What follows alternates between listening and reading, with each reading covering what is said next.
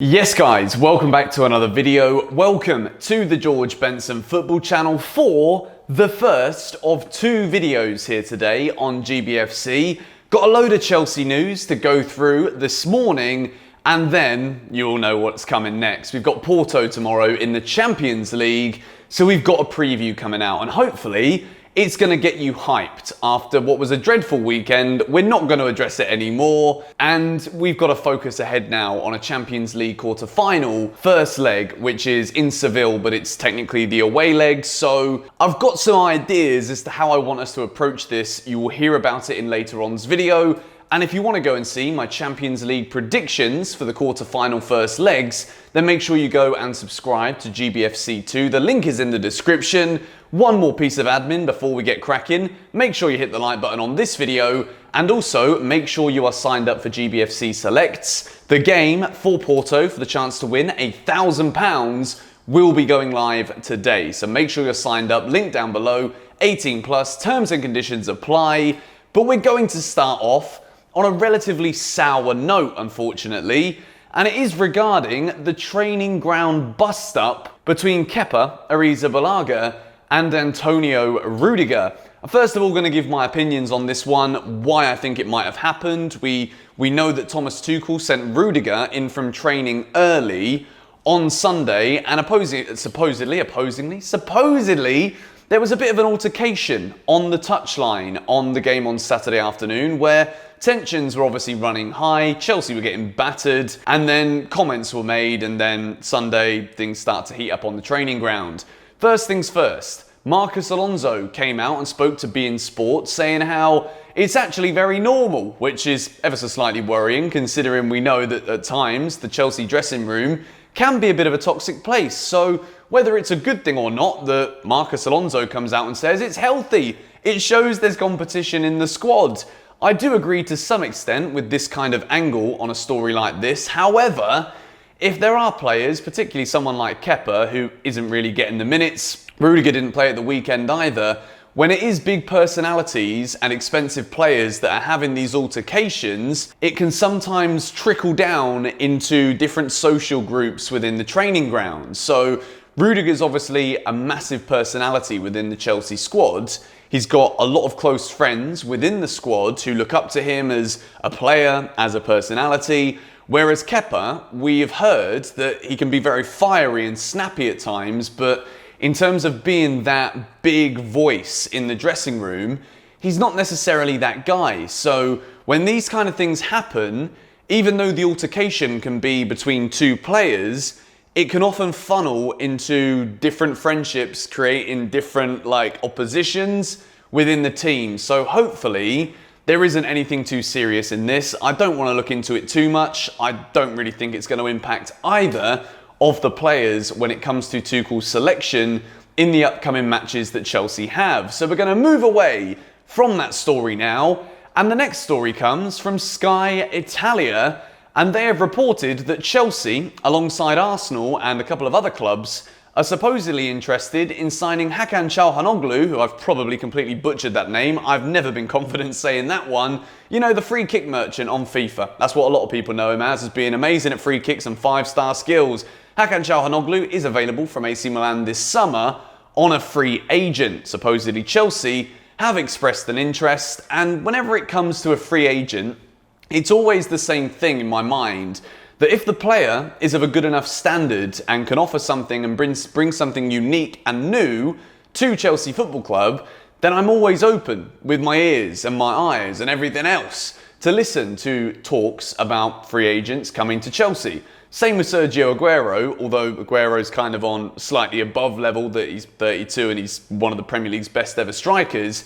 Whenever a player is linked for Chelsea as a free agent, it is always something that should be worth considering. We know that he is a set-piece specialist. He's a central midfielder who plays in a more advanced attacking area, and he wouldn't be coming to Chelsea to take over a first-team spot. He'd definitely be a squad player. Let me know your thoughts on whether or not you think this is a decent move in the comments down below. Now the next two... Oh, hang about. Girlfriend's calling me. Hello? Yeah, where are you? I'm at home. I'm just filming a video at the moment. You okay? Oh. So the next two stories, you guessed it, they're surrounding two players who play for Borussia Dortmund. I bet you cannot guess who they both are, but we've got a couple of updates, and yesterday I appeared on Eunice's Patreon podcast, which if you haven't heard of it, Eunice Talks Football, he's got a podcast. I suggest you go and check it out. It's on Patreon.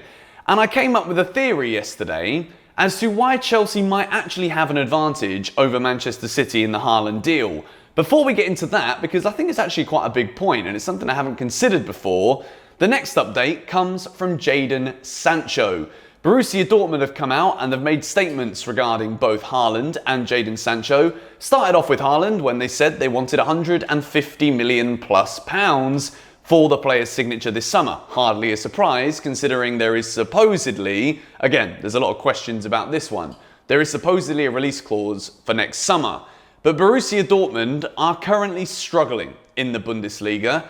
It's not looking likely at this point that they're going to end up finishing in a Champions League place. Now, what this will do is not only impact them financially, but these big players such as Jadon Sancho and Erling Haaland, without Champions League football next season, you can pretty much guarantee that both players will be likely to push for a move in the summer. Now, with all of the talks of Chelsea's interest in Erling Haaland and the Jadon Sancho story being heavily dominated by Manchester United's interest, and you can understand why, young English player, United, they desperately need a player like Jadon Sancho. However, it is another one where if Chelsea do miss out on Erling Haaland this summer, which is £150 million that we are supposedly willing to spend, then it does definitely set up some funds aside for a move for another attacking player. We've spoken on the channel about Andrea Bellotti yesterday from Torino. We spoke about Romelu Lukaku last week. And Jadon Sancho is a name that we brought up massively about a year ago or maybe January last year. And since Manchester United, the talks seem to all be about United going in for Sancho. With Dortmund coming out and making a statement about listening to offers this summer for Jadon Sancho, I still think when you look at Christian Pulisic's current injury record and the fact that he comes out the tunnel and injures his hamstring again, I think Chelsea might be starting to, stroke their chin and raise their eyebrows a little bit about whether or not a move for Sancho could end up being a good idea still. We heard that Chelsea were definitely interested in Sancho about a year and a half ago, but maybe now with Pulisic's injuries, Hudson-Odoi can't seem to hold on to a place in the team at the moment, and he does pick up little niggles and injuries here and there too. Maybe Jadon Sancho could be back on Chelsea's radar. I'm not saying that I'm writing off Pulisic because of this recent hamstring injury that's not really an injury, it was more of a precaution from Thomas Tuchel to take him off. And I'm not writing off Hudson-Odoi either. I think Hudson-Odoi is developing massively, he just needs to work on his end product, and if he can do that, which I believe he will, I think he's going to become a top Premier League winger and a top Chelsea winger or attacking player, whichever position he plays in. Jadon Sancho to Chelsea, I think it's probably more likely, definitely more likely he'll end up at Manchester United. But let me know your thoughts on that one again in the comments down below.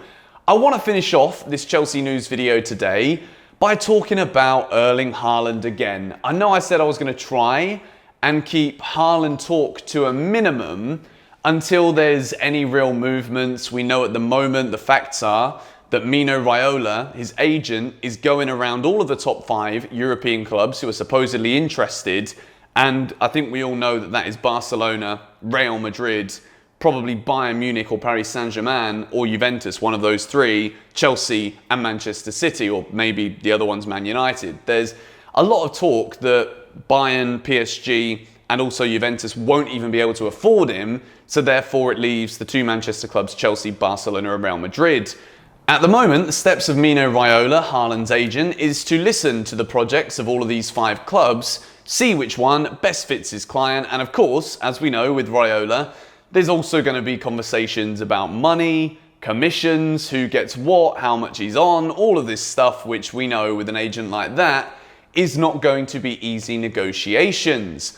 The reason why I decided to include this in my Chelsea news video today is because there is a lot more to be said in modern day football when it comes to club sponsors and individual player sponsors. Now, I'm not totally clued up on this one as an expert to be able to really go into great depth. However, What I do know is that Chelsea have a deal with Nike. Liverpool recently got a big money deal with Nike that Chelsea will probably be looking at thinking, is there something else that we can get from Nike in order to make our deal a little bit better as a result of this? And then Nike also are the sponsor of Erling Haaland. Now, when we talk about brands and sponsors having a key say, or maybe slightly more under the grid or under the table say than we get to see as the public, Erling Haaland being a Nike athlete, Chelsea having a long-term deal now with Nike, and maybe wanting to improve it, there could be something to be said for Chelsea's partnership with Nike. Obviously, United, they're still with Adidas, Manchester City with Puma. It could actually bode in Chelsea's favour when they're trying to pursue Erling Haaland, the fact that we're actually sponsored by Nike, and so is the player. It's something that, as a YouTuber, I am not qualified to really talk about how important this is in any great detail. However, it is something that I think could be, if we talk about this seesaw and the balance of where the likelihood of Haaland's move is to be, then this factor could actually play more of a role. If you do know anything about this and you are more clued up than me, I would love to hear what you say about it in the comments down below.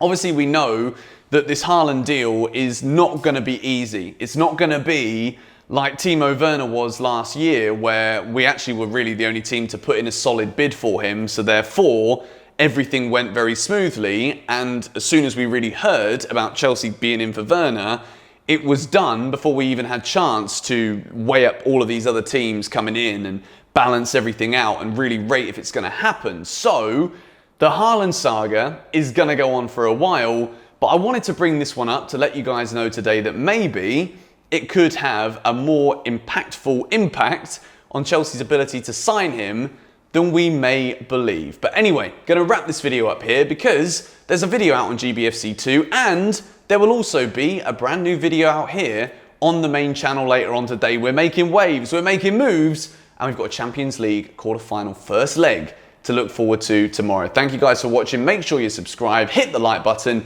and I'll catch you all later. Come on, you Blues.